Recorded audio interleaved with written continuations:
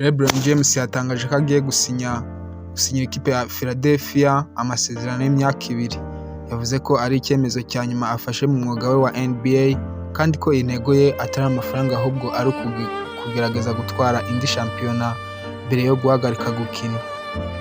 Ibi rero ni nyuma y'uko yashyize ubutumwa bwe kuri X kuri Twitter.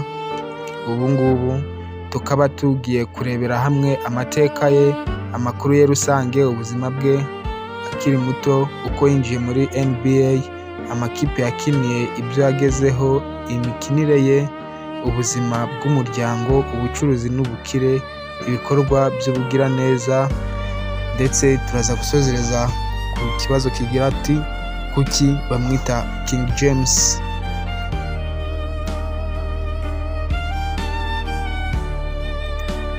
Ku rukuta rwe rwa X rero akaba yanditse ngo